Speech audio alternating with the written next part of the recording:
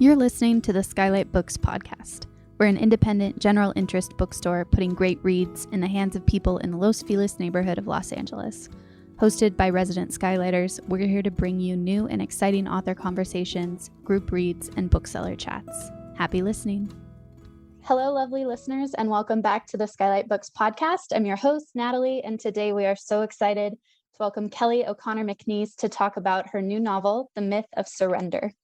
Kelly O'Connell McNees' award-winning novels transport readers to pivotal moments in history as seen through the eyes of the resilient, fascinating women who lived through them. Whether it's a moving and intimate glimpse of Eleanor Roosevelt's love affair with Lorena Hickok in Undiscovered Country, or the tough decisions of Clara, a mail-order bride broker in need of a good wife, or Louisa May Alcott's excruciating choice between love and her writing career in The Lost Summer of Louisa May Alcott, readers are immersed in riveting stories often overlooked in American history.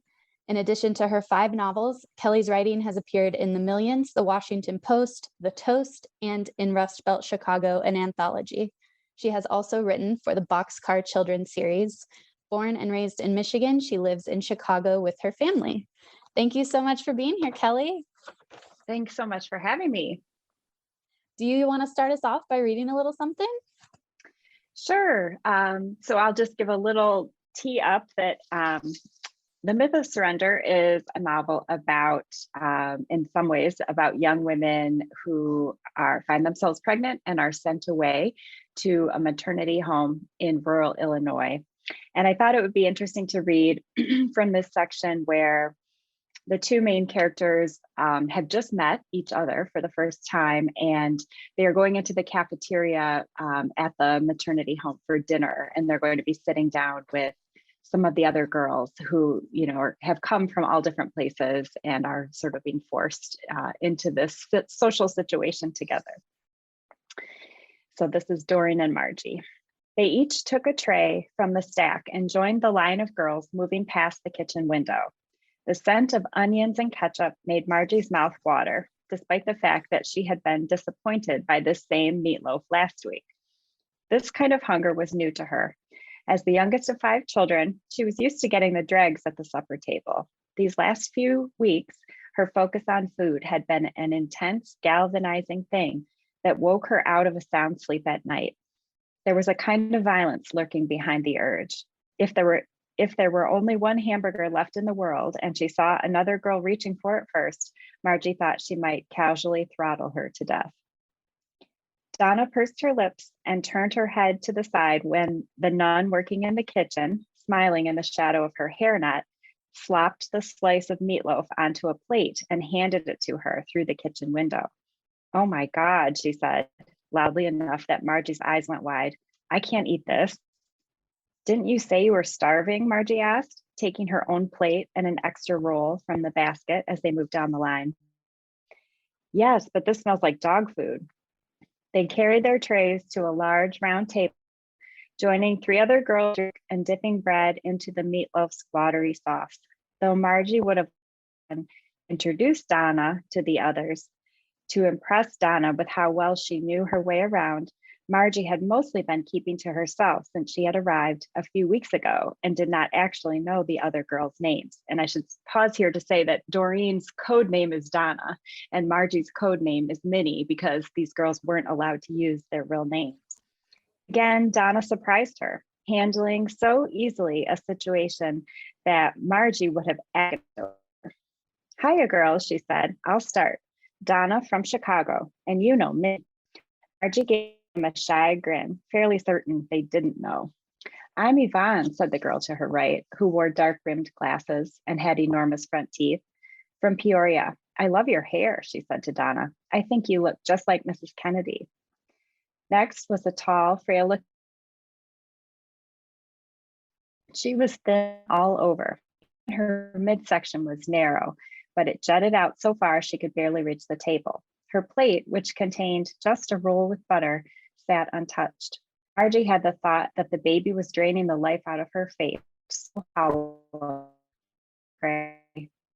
Laurel from Lake Forest. "I'm from Ellsville," the next one, plump and said, and when everybody stared at her blank, farm town just down the way. "No," Laurel whispered, Your name. Margie didn't know her, the youngest one. Oh, she giggled and wiped her mouth with her napkin. Ingrid. Laurel waved her graceful hand toward the empty chair at Ingrid's side. And that, she said, is where Patsy would be sitting, but she went over the day before yesterday. Donna looked at Margie. Went over? Over to the hospital, Margie said, to have her baby. Donna whistled. So that's it then. You won't see her again? Sometimes they don't come back, Laurel said, and we never really know why. But maybe it is just hard to see it again. No. Or maybe she died, Eva chimed in and plastered. I just mean, how do we even know? No one tells us anything. Well, said, shaking her head in irritation. Patsy didn't die. She's coming back in a couple days, actually, to get her things. Her father is driving up from herself by asking. She pictured Patsy in a hospital beneath a white blanket, holding with her arms that looked like a football. Laurel said in a whisper, and the air around the table grew heavy, the way it does just before a storm. All at once, the girls exhaled quietly, and Laurel kept her eyes on Patsy's chair. Margie wondered about how all the girls had come to be here, even if she never get the answer. Unlike Laurel, who talked Bill, the wealthy boyfriend who claimed he would marry her just as soon as he finished up at Princeton, and Yvonne, whose puppy love had matured rather suddenly in the back of a station wagon, Patsy had never said how she came to find herself in the family way, and Margie couldn't help but speculate. Maybe Patsy's story was about love. Maybe, like Margie's, it was not. And now, of course, there was Donna to wonder about. Despite being the new girl, Donna wasn't at all shy about piping up. But isn't it good news? She made it through. Now she can get back to her life. Ingrid stuck her chin in the air. That's right, she said. It's like Sister Simon says. God chose us to give these babies to couple children. It's an important job. She scooped a bite of meatloaf into her mouth. Or we just got knocked up by accident and none of us had money to take care of it, like the rich girls on the North Shore do, Donna said. No offense, Laurel. Laurel looked at her in shock. Can't believe you would even say that. Donna shrugged. Why not? It's the truth. Ingrid's eyes were wide and gold hand went to the little gold cross she wore at her throat as she chewed and swallowed. The room had filled up with the rest of the girls and the dainty laughed. Sister Simon did not like chatter at meals. Be careful talking about back alley doctors and all that, Yvonne said, smacking the that was forever in her mouth, even mysteriously as she ate. Ingrid's a tattletale, Donna. I am not, Ingrid said. Then how did Sister Simon find those letters to Bill? Yvonne spat back. It's not my fault if someone chooses to break the rules, Ingrid said. Chair back from the table. Well, it's not, Ingrid said. She's not supposed to have contact. It's for her own good. Laurel snatched up her plate. Nice to meet you, Donna. I've got dish duty. Thank you so much for giving us a little peek into this world. And I am so excited and like sad a little bit at the same time. Like I'm so excited to talk to you about this story and so happy that this story exists. But it is it's a tough story, and you've shown a light on it here. And so I wanted to kind of start there. It's a story that some people have heard. Maybe people have come up to you and been like, I had no idea that this was a thing or that this was ever happening. And then there's a lot of people that have lived through this experience, like these girls that you've written about here. So what made you want to tell this story, first off, and why was now the time to tell it?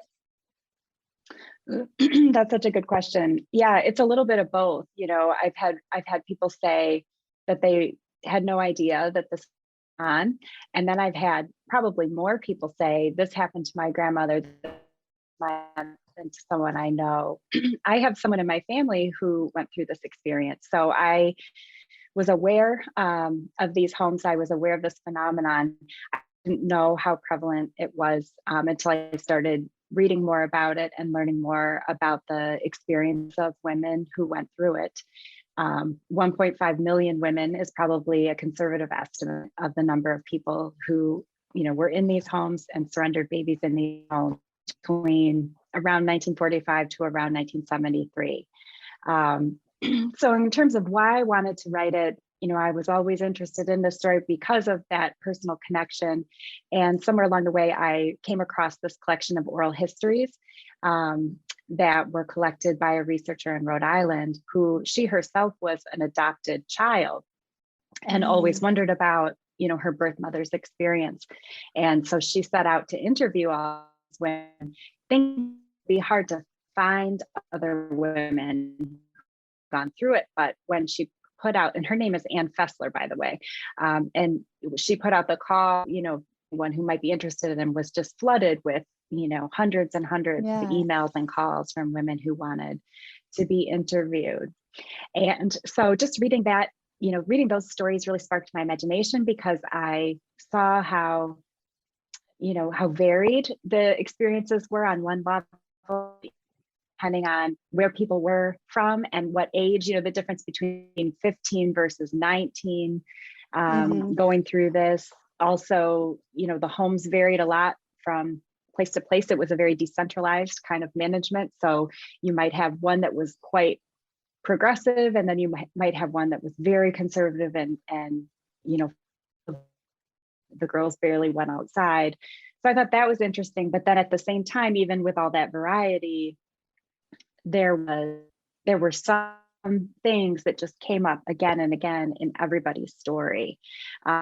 Sort of the same tactics that the homes used to manipulate the girls, sort of across the board, were the same.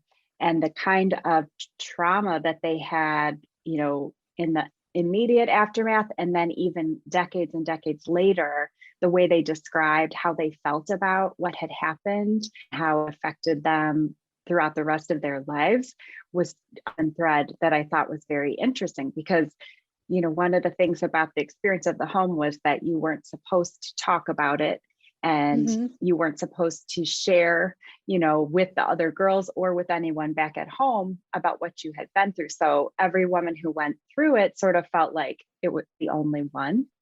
And I just thought that there was a lot of power in, bringing to life the story that there was a very common experience that most of these women, or many of these women, had there. And then why now? I think there's just a lot that this era has to teach us about how tenuous some of these rights and freedoms that we may take for granted. Hopefully we don't take for granted, but they're pretty new. The fact that women have access to birth control, and of course we know not all women do, but that more women have access to birth control now than they did in the time of this novel, and that more women have access to abortion now than they did in the time of this novel. That we haven't had those for very long, and obviously it's a fragile thing that we do have those. And so I just think it's important to remember what life was like before those rights were available, and what the risks are, I guess, to taking them for granted and possibly losing them. And then you answered my next question a little bit, and I also know a little bit of the answer to it, but I wanted to see if you could explain it a little bit and give us a little insight into how you kind of decided on the details for both of Doreen and Margie's, like the circumstances that led them to the home, because like you said, these stories were all different in certain ways because they happened to different people, but there were so many common threads. So one of and I definitely I want everyone to go out and read this book, so we're not going to do too much spoiling, but I think it's okay to say that one of the girls, the reason that she ended up in the home, it was her choice. Like the circumstances of her pregnancy were her choice, and the other, it was not her choice. She was assaulted. And so just some of the ideas, or how you kind of came to the decision of what these two specific versions of this story would be. Mm-hmm. Well, I was really interested, and I probably wasn't, kind of but I can see now looking back on it, that I think I was very interested in questions around consent generally, in all facets, consent around sex, because the way that we think and talk about that now is really different than it was in the 60s And especially when you're early 15 in the 60s too. Correct. Yes, absolutely. And right. So another thing is like the nature of relationships between adult men and very young women, and the way that was thought about at the time, is very different to now. And then the issue of consent, in the sense of consenting to give up your baby for adoption, and how, what does it mean for a woman who just gave birth to truly give consent to that? What circumstances would need to be in place? Because a lot of times in these homes, that was not the case. And the homes took advantage of that in pressuring and coercing women. So I think I wanted to represent sort of a few different aspects of that question, and then I also had a need to have two characters who are very different before to be roommates, because that's just interesting for fiction, to create conflict. And so I sort of thought of Margie and Doreen as two extremes on the spectrum, because Doreen has a lot of agency. She has a plan for her future. She does choose to go to the home because she thinks it's going to be the solution to her problem. Then it gets more complicated and she changes what she wants to do.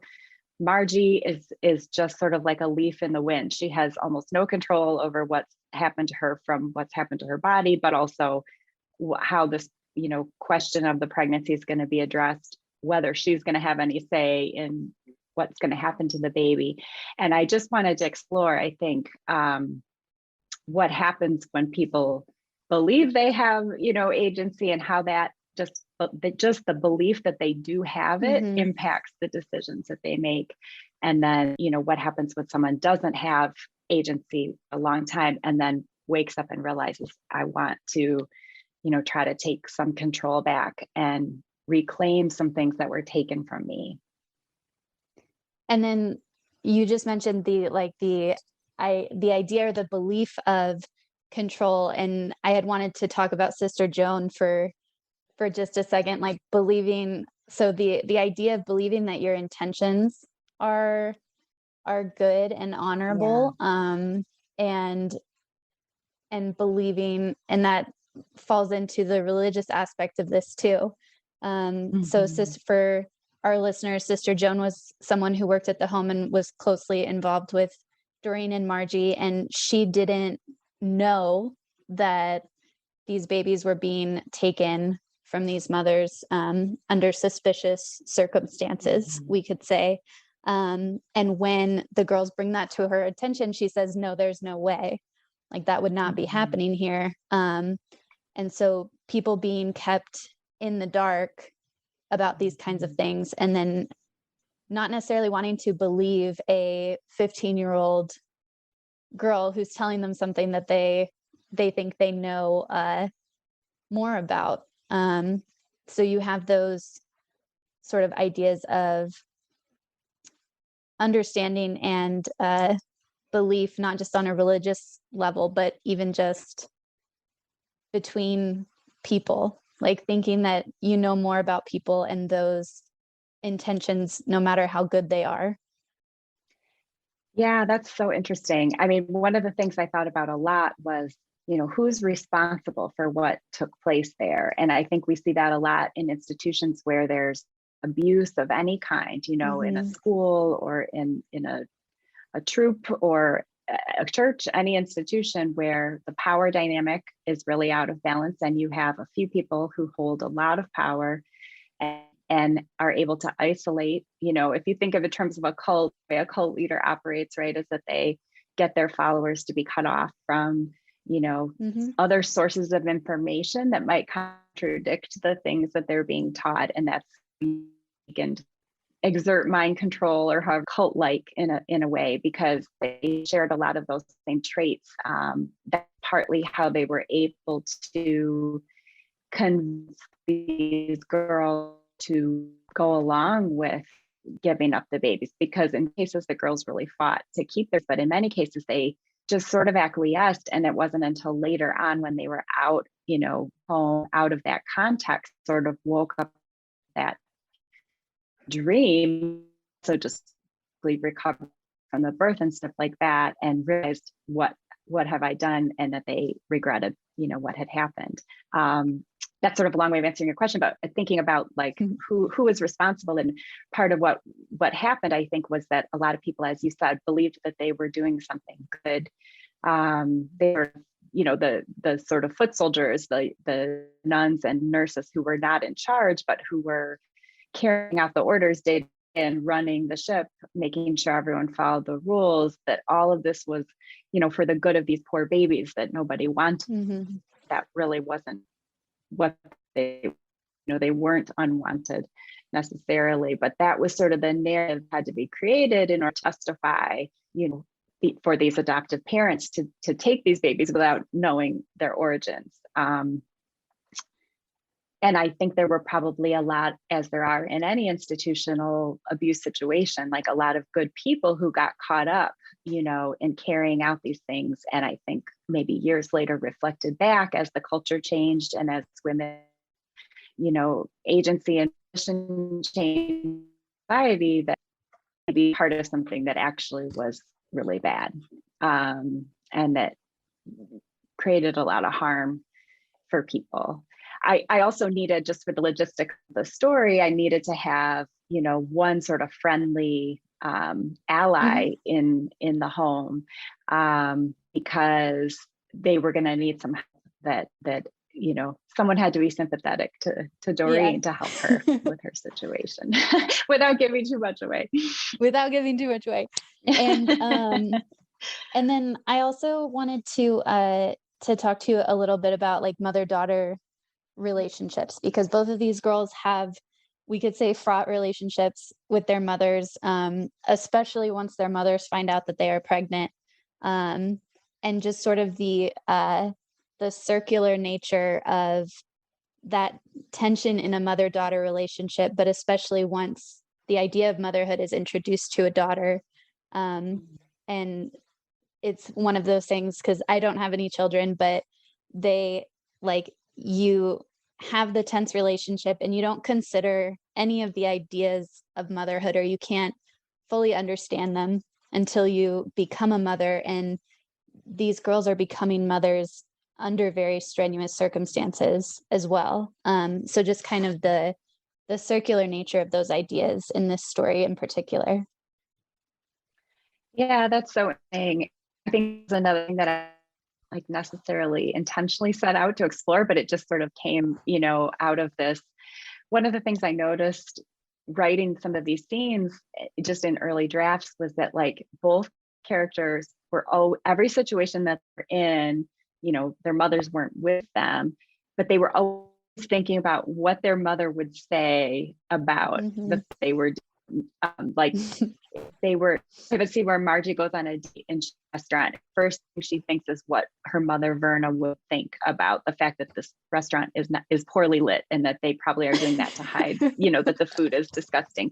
Whereas Margie feels like it's romantic, that it's a low lit restaurant. But it's in there. I don't know if you do that with your own mother, but I think I do that with mine, where in my head I'm always like ping-ponging between, what's my impression of the situation or this person, what would my mom say about this situation in prison? And if you have a positive relationship with your mother, then maybe that's a good dynamic. But I think if there's a lot of tension, or you're too enmeshed, you don't have your own identity, which I think was part of it's like, the mom's voice is so overwhelming. It fills every gap, and you can't really like exist separately from it and have any space to be who you are. And then you add something that's so, catastrophic from the mother's point of view as an unplanned pregnancy, and with all the social consequences that entails, and all the genuine fear and worry that a mother would have about a daughter going through that experience. It just kind of turns up the volume, on everything. It becomes the vehicle for, this is why everything is wrong with you. This all things that I've spent my life trying to prevent, this really, I mean, when you think about in a patriarchal culture, like the textbook definition of patriarchy is controlling production, right? And so the worst thing that could happen is to get pregnant out of wedlock in a patriarchy, because your social status, your class status, your reputation, your ability to marry, all those things would be under threat. Now, we have lots of good ways of thinking about that now that pull apart some of those assumptions. At the time, that's like a ubiquitous thing that nobody questioned. And so I think for mothers and daughters, there's just to fight over. And then we already talked about how important the idea of control and agency is for specifically in this story, and it's so central. But I think that there's this really interesting thing that is woven throughout this story, which is because choice is so central to the experiences that both these girls are having, it sort of becomes something that is very easily seen in the relationships between the other characters as well. Like, we make choices every day. We make millions of choices all the time, every day. And some are bigger than others, and some are much smaller that we don't consider in the moment. But when choice has become like such a central part of this story, it became very evident, like all of the little choices that people were making in so many of these situations. And so again, we don't want to spoil too much, but there's like a lot of sort of moral ambiguity and ideas about intention, and how no matter how well intentioned you might be, is your choice still a moral or acceptable one? So there's choices about hiding these pregnancies from the fathers of the children. When that's found out for other people, there's the choices of hiding these children from their mothers, both in the beginning and in the end.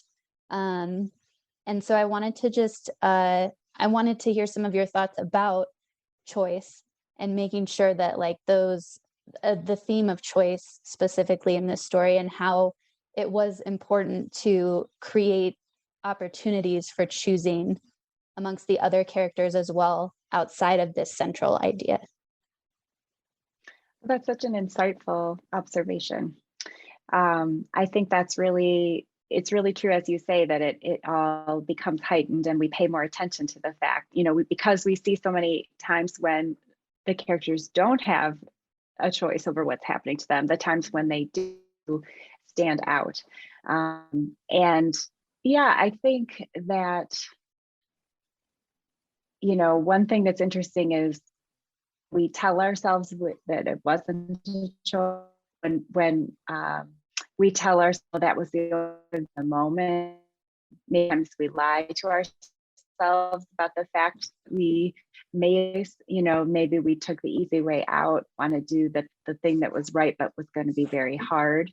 I think that we ourselves the stories that we need, to survive. Sometimes we can't, the repercussion, even if we had good intentions, there sometimes can get, someone, and the longer we let it go on, it continues to hurt them. And so the act of making it right many years later is such a bigger task than if we had taken action sooner, which can be a life lesson. I think people, especially when you're young, sometimes you don't really believe that just little old you could make one decision that would have a big impact on somebody else's life, and something that you sort of come in understanding with more maturity.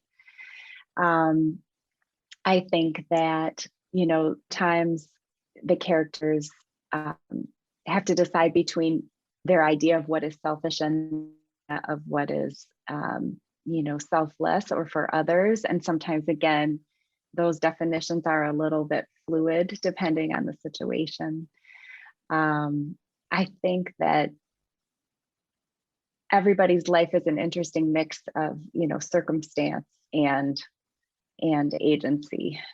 And we want to have agency, but having a big responsibility too. Because when you have it, then that means, that you really do need to think about the consequences and the impact on other people of the choices that you make.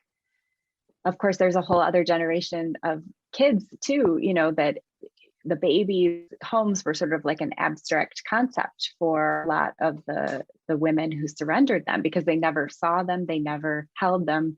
It was these babies were an idea in their mind that they carried with them, and that was a source of pain and sorrow for them. But maybe they didn't really think about them like a person that was growing and that was going to become an adult, and that was going to have their own, stories, own version of events, and how they felt about what it meant to be put up for adoption. And so I think that is a shock moment too, when you come face to face with the person and not the idea. So I don't know if that answers your question, but I think that's a really interesting idea to think about choice. Yeah.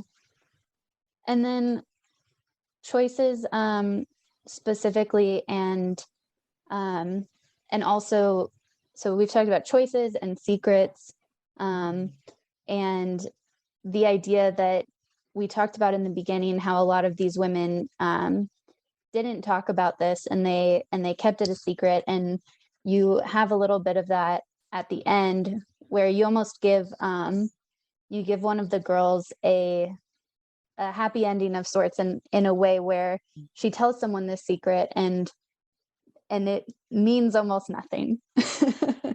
And it doesn't carry the weight that she allotted it all those years. And I wanted to just see if you could tell us a little bit about the choice to have her talk. And since we talked about it at the beginning, like if that was something you decided to do based on your research, and, finding that so many of these women thought they were the only one. And so to give her the opportunity to sort of unburden herself from this thing that she had been through, and to hopefully let that be an opportunity for maybe someone who's reading this who went through that experience to be able to tell someone else and not feel as alone in that. Yeah, I mean, that would be amazing if someone had that experience. I can only hope that there's something how many people never told. And I think one thing I learned from the oral histories was that people who truly kept it inside for decades, and even when they participated in these interviews, they still used a fake name, or they didn't say where they were from, because they were still, even though they were 75 years old, they were afraid that someone would find out somehow. That's the power of the shame and the secrecy. They were the ones who seemed to have the most, terrible impact on their life from it. They had substance abuse problems. They had physical health problems. There were some who were convinced this had caused migraines, cancer, autoimmune, that, I mean, it's kind of cliche, but it's true. Only as sick as your secrets, the AA thing. I mean, I think that was really true. And the oral histories I read of women who were able to finally talk about it and maybe get some therapy or to share it with people who cared about them, it was huge burden lifted to be accepted and not shunned and not have all the things that they're afraid were going to happen, but instead to be embraced and have people be compassionate toward them about what they had gone through.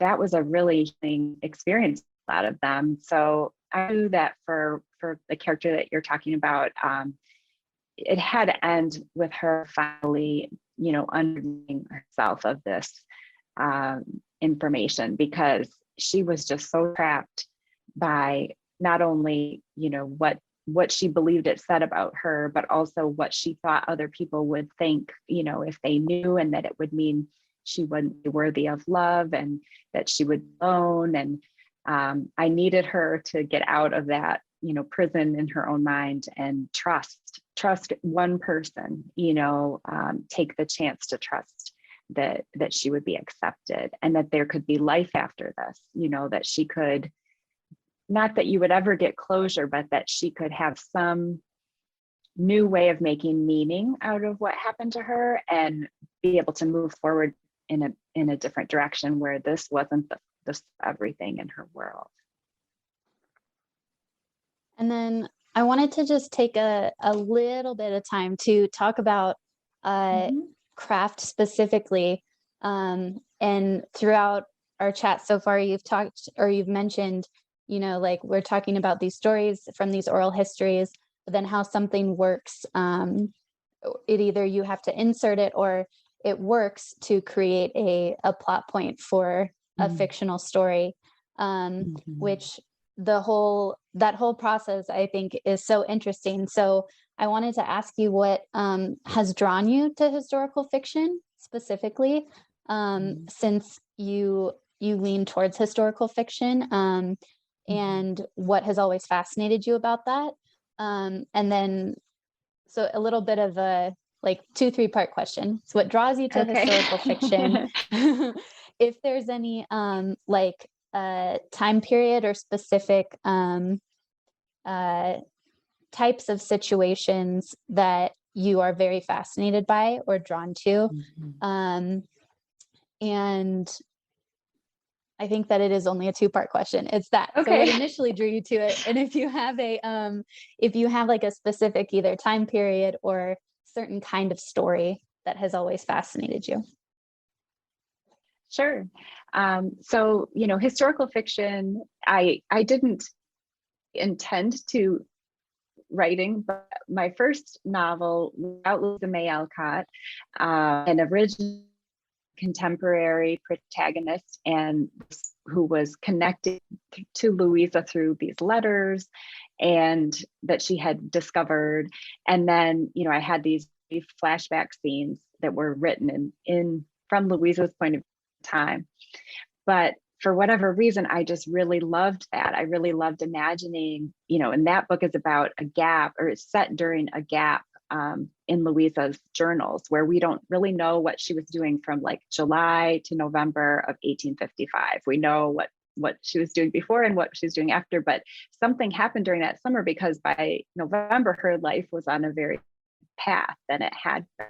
And so I just thought, well, that's a perfect, place for fiction to try to imagine and fill in the story. And so through revisions of that novel, I ended up getting rid of all the contemporary stuff and expanding the portions that were in Louisa's time, and really loved that. And I think, and that set me then on the path of doing subsequent historical novels.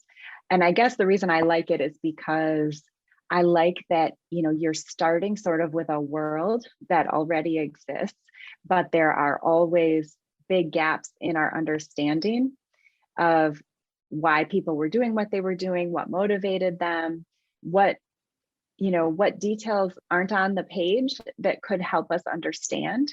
And then, of course, with historical fiction, it's really always colored by our own time, the time of the person who's writing it and the time of the people who are reading it, because we see those past eras through the lens of our own understanding of, women's roles and, how we think about work and how we think about family. In our contemporary world, colors, how we view the conflicts and what's at stake, and what even is the right moral or ethical choice for the characters to make in the situations that they're in. So I find that dynamic interesting too, because it's really, we're reading about the past, but the past is kind of reading us in the present in a way. Okay, see, I already forgot the second. Thank God this one only has 2 and not 3. What was the second part again? So any eras that I'm drawn to. So specific, I would say eras, or even just relationships in general, because like you said, if there are so many common types of relationships that we find repeated throughout history or in all kinds of different times and places. So if either any types of relationships or archetypes are interesting to you, or any specific time periods.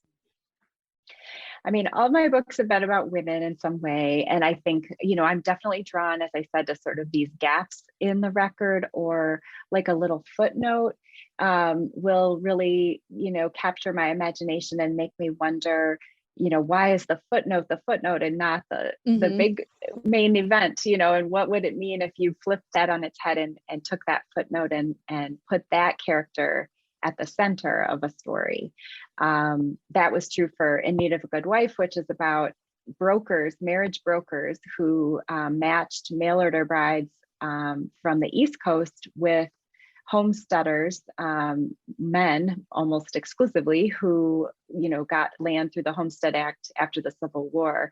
And so there were these towns in the West where there were no women, and there were these towns in, cities in the East where there were very few men because so many men had died in the Civil War. And so, most of the marriage brokers were men, but somewhere along the way, I came across the idea, that there may have been a woman that ran a business doing this. And I was like, well, that is a novel. I mean, just how did that happen? Who was she?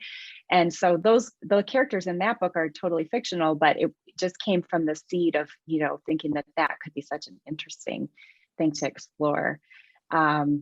My novel about Eleanor Roosevelt and Lorena Hickok is obviously about two historical figures that are very well known, especially Eleanor Roosevelt. We know where she was just about every day of her life. We have records of all of that.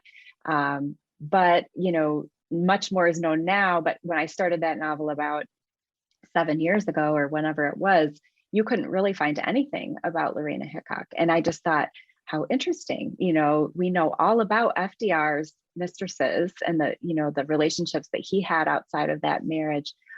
This was a very important relationship to Eleanor. How come we don't know anything about this woman, and how come we don't know what was said behind closed doors? And so that's the role of fiction, I think, is, that I can imagine based on, as much research as I can do to try to put myself in their shoes and think about what they would have done. And then, of course, you do have to take liberties. And I fully admit to doing that. Obviously, it is fiction. Sometimes people will say to me, how could you put words in their mouth? And it's like, well, this is fiction. But there's something that fiction can do that, you could have the most detailed historical record, nonfiction, exhaustive biography, but they're never going to be able to source, what was said in a room between two people with the door closed, or what happened, inside someone's head, inside someone's heart. And that's what fiction can do, is to help us try to imagine, and we might be wrong, but imagine what those pieces of people's lives were like. And I really enjoy doing that. We can end on this, which will be a fun one. Do you have a list or a little, like a note somewhere of footnotes that you've come across, or people or ideas that you've like heard just a tidbit of, or someone's told a story that you think like, I want to find out more about this? I used to have a note like this where I would be reading a book or something, and like something would be mentioned, whether it was fiction or nonfiction. And I would say, like, look into this thing because it sounds interesting. And there's just, like you said, it's a footnote, or it's a line in like the last chapter of a book. And I'm like, wait, I need to know more about that. And so I'm sure, as someone who is intrigued by those things, you may have some that are just sitting there waiting to grow into something. I do. Yeah. And of course, like, I know I'm not able to, call them to mind exactly at the moment, but I for sure have folders and little Post-it notes of things that I've written down. And I have a couple text chains with some other writers, and we will just send each other, a link to a news story we see or an article we see, and just say novel. That's a novel, there's a novel in there, because it'll be, a story of just an unusual person, an unusual family in a situation in a small town where they were completely different, and you don't understand why. How did they end up here? How did they end up in this strange business that they were in, or whatever it might be? Just oddball characters that just are begging for, more explanation and more a second look, and to kind of give them life. I think, one of the things about American history anyway, and I'm sure this is true in other places too, we know the stories of the powerful people. We know the stories mostly of men, of white men. And some of those are great stories, but for every one of those, characters who's really gotten a lot of spotlight, there are many, minor figures in their own lives, and then also many other, who each of them deserves their own, look, and each of them deserves to be the star of their own story. But then there's just many other stories that, because of how we have recorded our history and what we have cared about and honored and what we have ignored, many other stories that we will never know.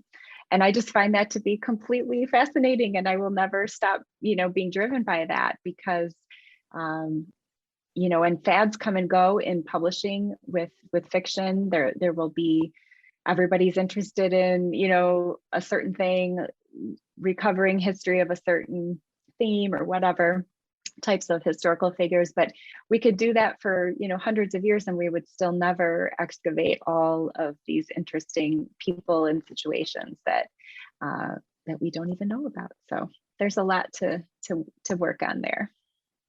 That is absolutely true. And although I am not a writer, I just want to start with every text I start sending people now, like any news article or anything, I just want to send it saying novel. Someone's going to write the novel. Here you go. Here's your next. I mean, we laugh because it's like one of these days, one of them's actually going to, work out. Yeah.